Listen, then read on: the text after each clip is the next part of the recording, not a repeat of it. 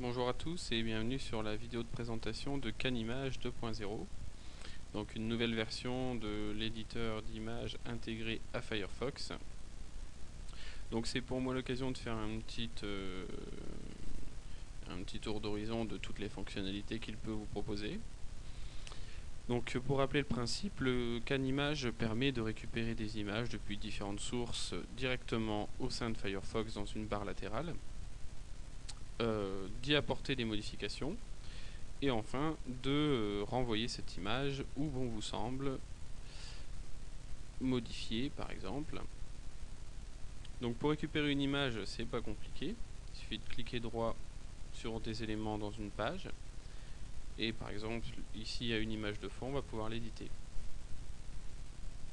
On aurait pu ouvrir aussi Canimage directement ici avec la barre des modules. On peut aussi ouvrir une image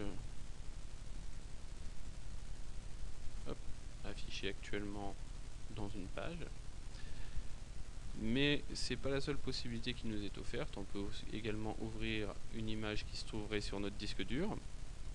On peut capturer le contenu de la fenêtre courante, on peut capturer le contenu de la page courante et on peut capturer le contenu visible uniquement actuellement dans la page.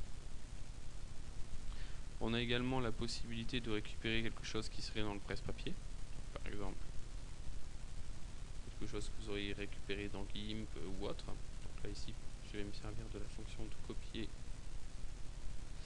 de Firefox. Voilà. On peut également récupérer des images qui seraient affichées actuellement dans une page.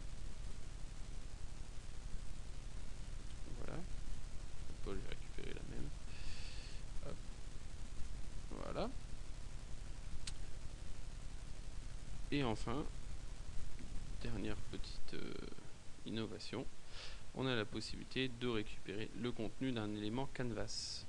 Donc là c'est un émulateur Game Boy et donc on a récupéré une des frames qui s'est affichée au moment où j'ai cliqué.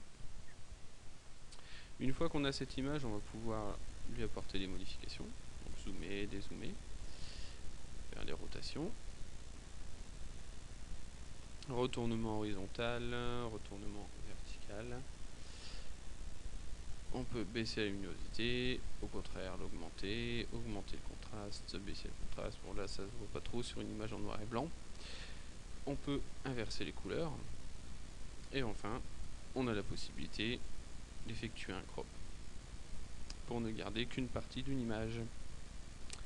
Alors très bien, une fois qu'on a notre image modifiée, on a la possibilité de l'envoyer vers différentes destination. Donc par exemple, on a la possibilité, première chose, d'enregistrer l'image sur son disque dur. On a la possibilité de l'insérer dans, par exemple, un champ fichier. Donc là, c'est ce que je vous montre ici. Comme ça, on va pouvoir l'uploader. Donc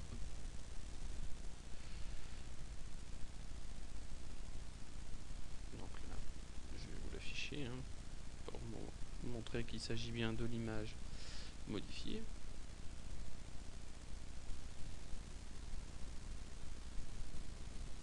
Voilà. On a la possibilité de l'envoyer dans un champ texte, mais cette fois-ci sous forme de data URI. Donc un data URI, c'est une URL qui contient le contenu du fichier directement à l'intérieur de celle-ci. Ça a l'avantage d'être accessible offline.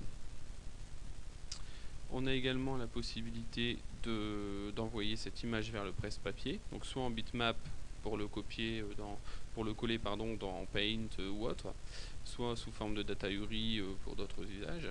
On a une interaction avec BB Composer, mais c'est pas l'objet de cette vidéo. Et enfin, on a un bouton pour réinitialiser l'image au cas où les modifications apportées ne nous satisferaient pas. Donc voilà, on a fait le tour. J'espère que la deuxième version de Canimage vous plaira autant que la première. Surtout, n'hésitez pas à faire des remarques, quelles qu'elles soient, sur le site officiel. Voilà, merci.